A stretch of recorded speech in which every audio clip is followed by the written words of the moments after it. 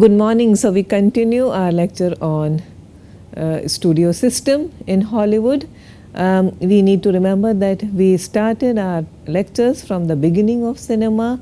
We have been going through a journey of Hollywood cinema through the 20s, 30s and the 40s.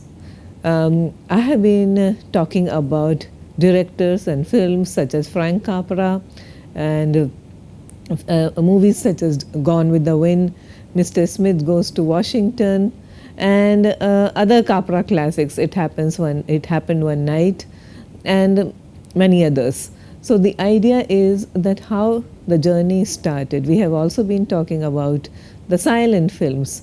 So this is the very point of this entire lecture is to give you an idea of the classic Hollywood period, its narrative and plot structure, and the great names associated with that period.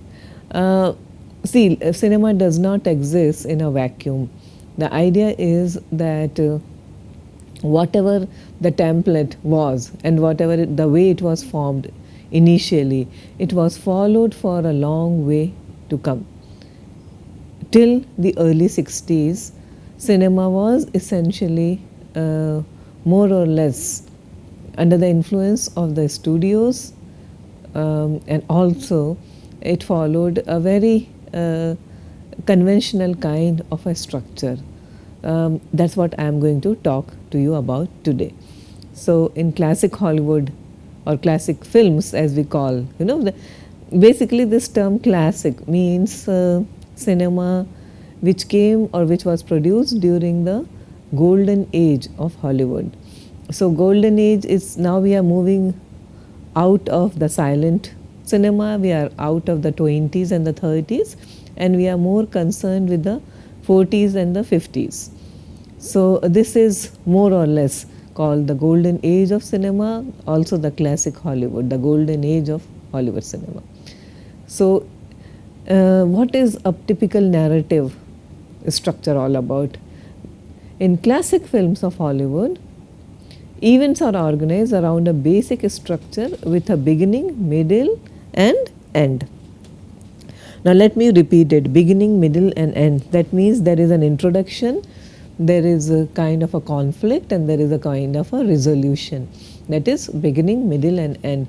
This pertains to Aristotle's definition of a tragedy or a drama, that a tragedy should have a beginning, middle and an end.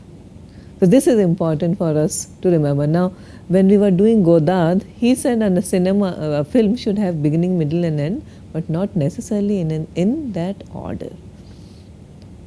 So that was subverting the classic structure.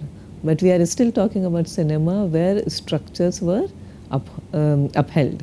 Now in classic Hollywood cinema, events had a cause and effect relationship. So A happened and therefore B, this is a consequence of this. So cause and effect relationship.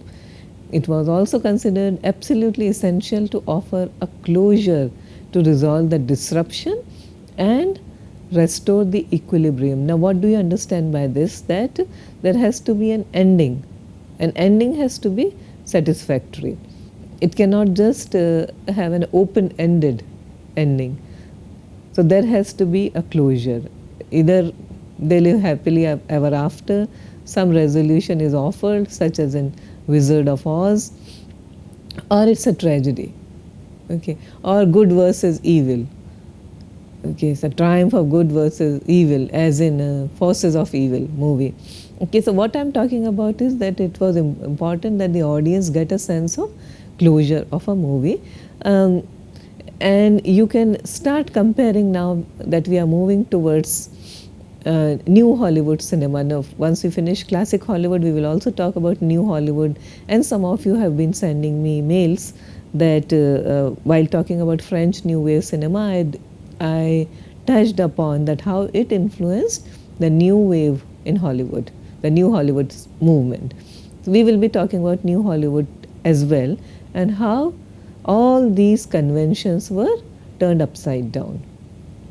Now, whatever the genre, the plot offers a closure, that is classic Hollywood, and a message that is central to dominant ideology. See, there is always a message from the beginning of cinema.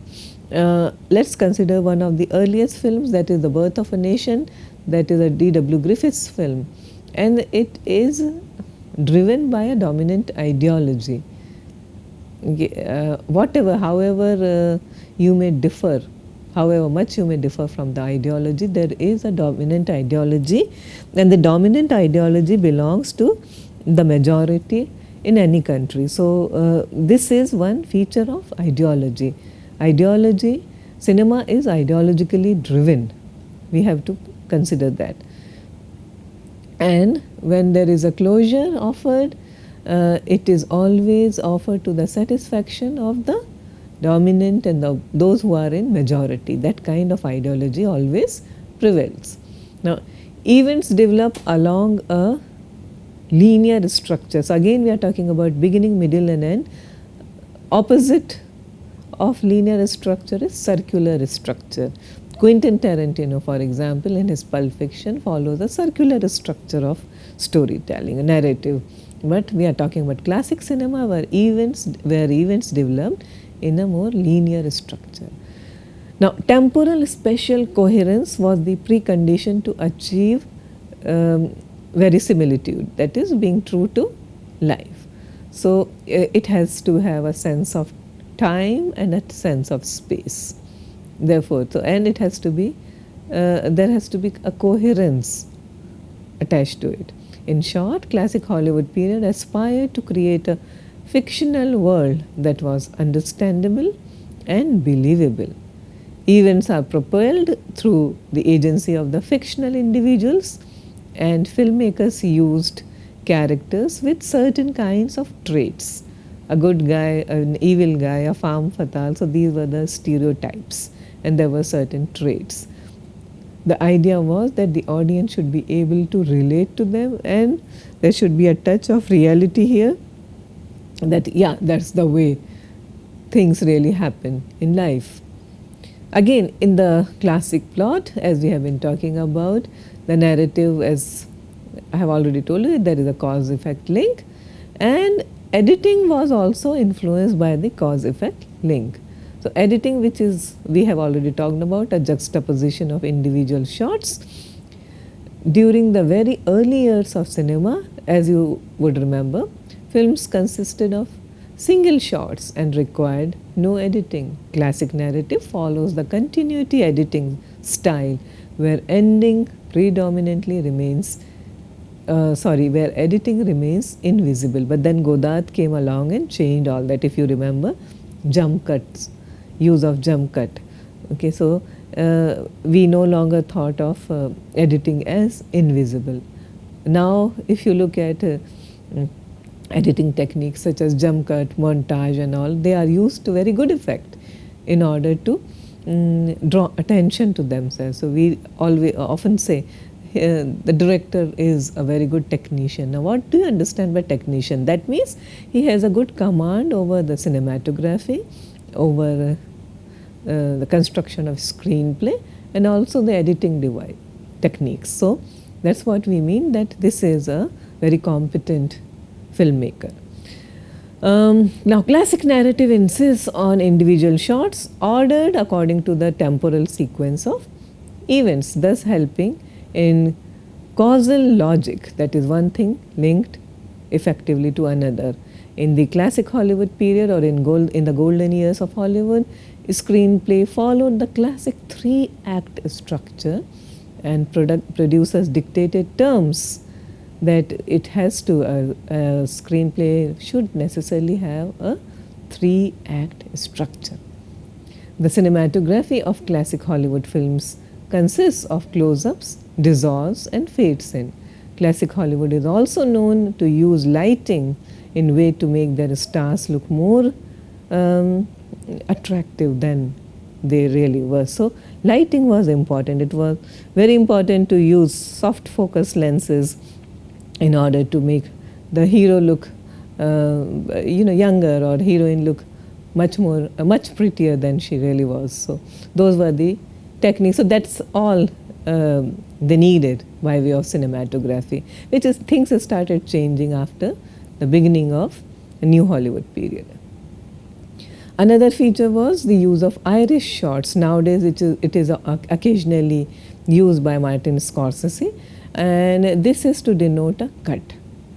So deep focus cinematography also came in prominence from 1940s onwards. And now let me introduce you to some of the greatest Hollywood films of this period. We are still in the studio era, and I'm sure that you remember what were the great studios of that period. So we have been talking about 20th Century Fox, MGM, Columbia Pictures, Warner Brothers, RKO. So this is what I'm talking. I'm taking you on a journey making you familiar with some of the greatest Hollywood films made during the studio era.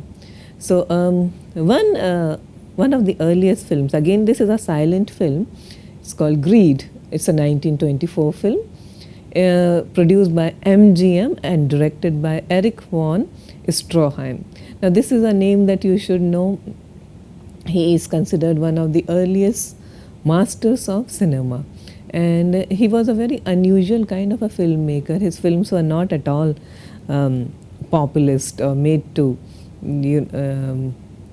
perhaps pander to the masses. He belonged to the category of very experimental filmmakers, very experimental according to the standards of those times. Now, Greed is based on a novel by a great American writer of naturalism, Frank Norris. Norris's novels focused on the harsh life of the working class people. Now, Greed is based on Norris's story, McTeague, a story of San Francisco. McTeague, McTeague, a story of San Francisco. The film is set in a small mining town where McTeague, a local miner, he becomes an apprentice to a dentist. Now he is not trained, he is just an apprentice. He works with the dentist for a short while and then soon starts his own practice. He meets a young woman, Trina, and she first enters his life as his patient. He falls in love with her and they become engaged to be married. In the meanwhile, Trina wins a huge sum in lottery and calls her former lover Marcus back to the town. Now, though she marries McTeague, she is physically repulsed by her husband. They have several fights, and in one of the fights, McTeague ends up killing her, murdering her. Now, before that, he also loses his job because it is found out that he is, after all, not a properly trained dentist. So he loses his job, he loses his wife, and now he takes her lottery money and runs away from the town. However, he is pursued by Marcus, who wants the reward money for capturing the murder. So all this follows. There is a bloody climax where in the final showdown both men end up killing each other, but it's a long drawn fight. They are wounded, bruised, badly bruised, bleeding, and also dehydrated. There is no water, there is nothing else around them, and they die a slow death. Now, Greed is regarded as a great film, and it has established Erich von Stroheim, his reputation as one of the earlier greats of cinema.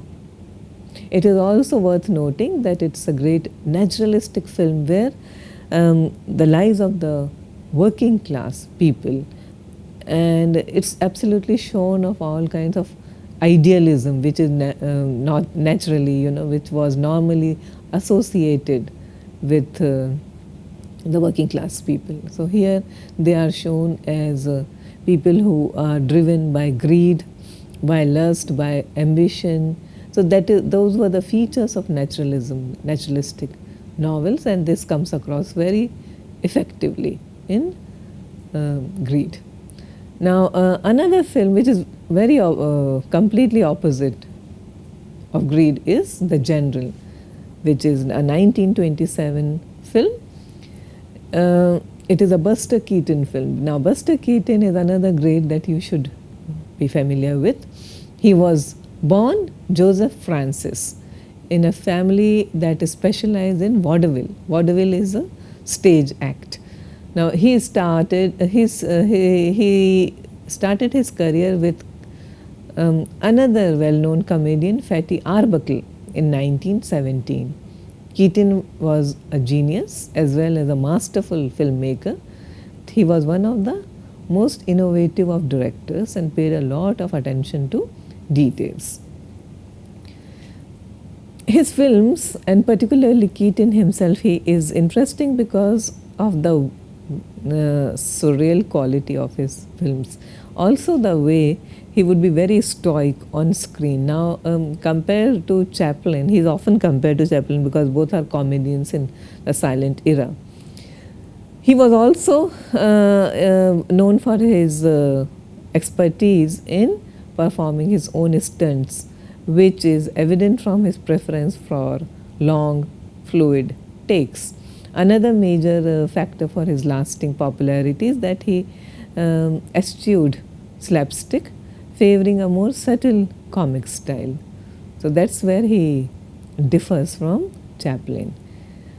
His persona was like he is absolutely indefatigable in face of troubles.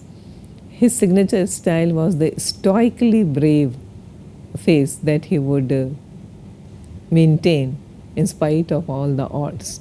Now, The General is considered Keaton's greatest comedy and is set during the Civil War. The action takes place during the Civil War. The General is actually the name of the locomotive, and Keaton is an engineer, Johnny Gray, who loves his engine, and also a girl, Annabel Lee.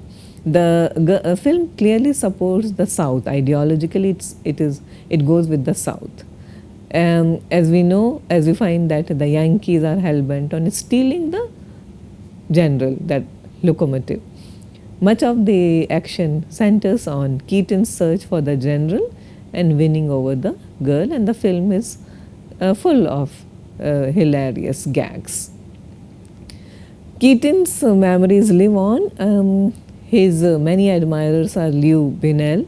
We have already talked about Lew Bennell, Chuck Jones, Woody Allen, Jackie Chan, and Steven Spielberg, who frequently pay homage to his brand of comedy. Because of his ability to keep his composure and a very stoic face in the middle of chaos, he was often called the Great Stone Face. Here is a clipping from The General. Please watch it.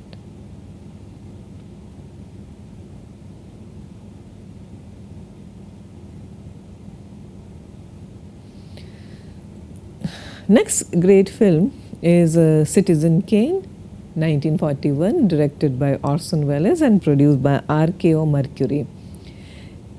The film opens with one of the most memorable words in the history of cinema, Rosebud, which is uttered by our dying hero just as the film begins. Now, a journalist is assigned the task of investigating the mystery behind the enigmatic word, and thus starts a journey on exploring the world of ambition and power. So, it is one of the earliest experiments in telling us a multifaceted story. So, it's not just one story that we get to know. Charles Foster Kane is seen through the eyes of several other people who had the fortune or the misfortune to know him and to love him, and it's their versions that is important here. So it's not just one single personality, but he is informed. Foster Kane's character is informed by the narratives of several onlookers, several other characters, and that's what makes the film such a great movie as far as narrative is concerned, but then it is also extremely well regarded for its technical superiority. Welles worked with the great cinematographer Greg Toland, and he tried to increase the image's depth of field by challenging the centrality of perspective, and therefore he perfected, not introduced, but rather perfected the deep focus style of cinematography. Citizen Kane has often found a place in all-time great films. For a very long time, it was rated number 1 or number 2 on the list of top 100, or all these canonical lists that film critics and experts frequently come up with. So even today, it has its very unique place, very honored place among the canonical, the best of Hollywood films. Initially released, it was advertised as the classic story of power and the press, and also called the greatest film of all time. Now, the film has been declared as the best film of all time several times. Sight and Sound magazine, a very respected film magazine, has rated it 4 times as the most admired film of all time. Next great movie under discussion should be The Grapes of Wrath. Now, this is a John Ford film produced by 20th Century Fox in 1940. It is based on John Steinbeck's novel of the same name and is set during the American Depression, which began in 1929. It's an extremely important period in socio-political history of America. Those of you who are interested in knowing more about American literature should perhaps read the original novel and watch the film as well. John Ford, a word about him, he was one of the most prolific directors of Hollywood and is known in our collective consciousness as the man who made westerns. Of course, some of the greatest westerns are associated with John Ford. Now, this image has endured, though he made films from other genres as well. The Grapes of Wrath is regarded as one of the greatest films of American cinema and is extremely accurate in its portrayal of social conditions. Casablanca is yet another great film of this period. Casablanca, directed by Michael Curtis in 1942, stars Humphrey Bogart and Ingrid Bergman. The plot involves expatriate American Rick Blaine, who is a cynical nightclub owner in Casablanca. He discovered that his former girlfriend Ilsa, as played by Ingrid Bergman, who abandoned him several years ago in Paris, has just arrived in Casablanca. She is here along with her husband Victor, as played by Paul Henreid, who is a resistance leader who opposes the German Nazi forces, and now the Germans are pursuing Victor. It's in this scenario that Ilsa begs Rick's help to save her husband by providing him with the necessary documents and papers. See, Rick is well established. He has networked and he has come up the hard way. He is very well known among the officers in Casablanca, and Ilsa needs Rick's help to save her husband. And this makes the plot now is all set for a great love story, a story of love, desire, and sacrifice. Casablanca is also remembered for some of the most iconic lines in cinema. Other film that I would like to talk about is completely opposite in genre from Casablanca. This is a western called My Darling Clementine, which was made in 1946. According to many film viewers and critics, this is the best film about the legendary gunfight at the OK Corral between Wyatt Earp, as played by Henry Fonda, and the Clinton brothers. Here the plot is all about Earp and his brothers have driven their cattle to the outskirts of Tombstone, Arizona. Earp rejects the cut price that old man Clinton has to offer for the cattle. A bloody climax follows, and it is regarded for its wonderful sequences and great performances. This is a John Ford film. Film noir too was an important movement, as we have already discussed. It was not necessarily a genre but a style of filmmaking. So we have one of the most prominent films of this style or this category, that is The Big Sleep, 1946, directed by the great Howard Hawks, where Humphrey Bogart plays a private detective, Philip Marlowe. He is summoned by someone called General Sternwood to investigate a blackmailer, a book dealer who has somehow obtained or taken compromising photographs of the general's daughter. Now, this is an unwieldy plot. The screenplay is credited to the great author William Faulkner, with Raymond Chandler being the original author. Raymond Chandler is the author of or the creator of the great detective Philip Marlowe. So this movie belongs to, or the novel belongs to the classic pulp fiction category. Okay, and there were a series of great films based on the works of Raymond Chandler and Dashiell Hammett, starring, many of which starred Humphrey Bogart. White Heat, 1949, is a gangster film, which I have been telling you is another very important American import, gangster and the Western. So this is a gangster film directed by Raoul Welch, and it stars the great James Cagney. Cagney's character was based on the real-life gangster Arthur Doc Barker. The final image is shot atop an actual oil refinery in California. Watch this scene from White Heat, the top of the world scene.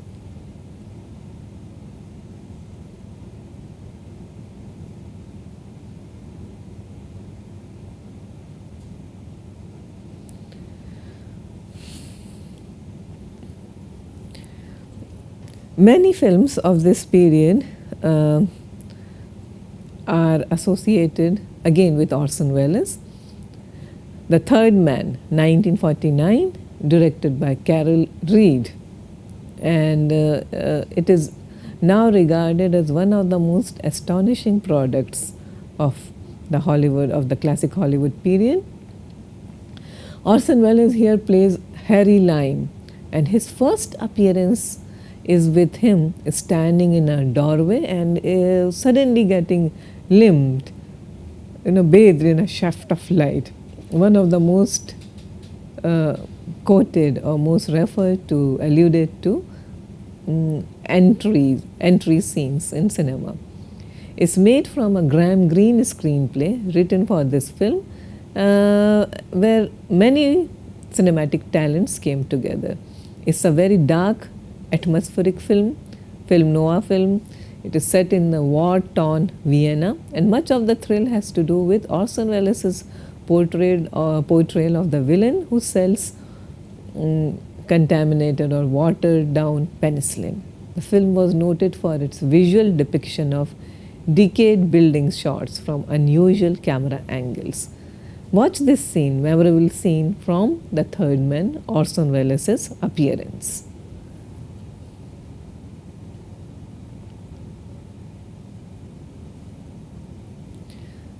Another great film of this period, this is a Billy Wilder film, Sunset Boulevard, a 1950 film, which is Billy Wilder's portrait of a forgotten star from the silent cinema. It is one of the most respected film and one of the most famous films that talks about cinema.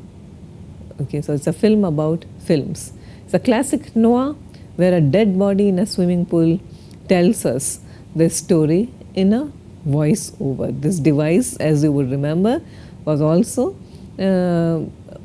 followed by, so this device influenced Sam Mendes' American Beauty. If you remember, Lester Burnham and his opening scenes where he talks about his own death. So Sunset Boulevard is all about an actress, a once famous actress, Norma Desmond, as played by Gloria Swanson. She is wealthy, she lives in a big Hollywood mansion, yet she is lonely.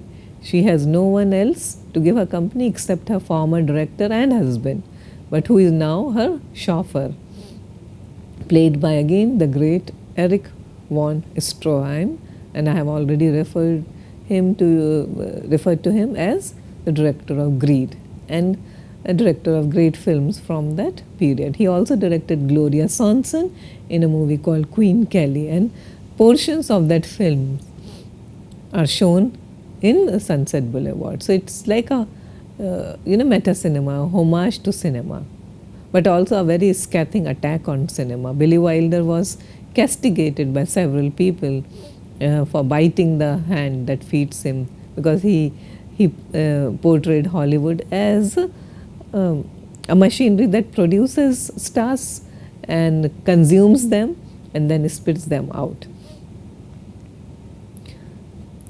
So now Norma still lives in a world of illusions, believing that she has legions of fans awaiting her comeback on screen. A famous line goes as, "I am big is the pictures that got small." A word about Billy Wilder. Billy Wilder was born in Austria. He left Germany because of his Jewish background and moved to Hollywood in 1934. His most famous films are renowned for their misanthropic cynicism and skepticism and are today considered extremely melodramatic.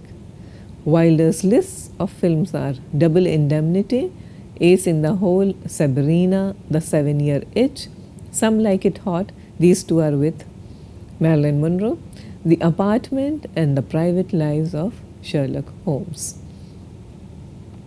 A great film that must find its place in this lecture is Singing in the Rain. It's a 1952 film directed by Stanley Donen. The film is set in Hollywood in the 20s, when cinema was making its transition to talkies. Now, actress Jean Hagen, she is Gene Kelly's silent screen co-star, whose voice is not fit for the changing scenario, and much of the plot is centered on this transition. Here is a memorable song from Singing in the Rain. Please watch it and enjoy it.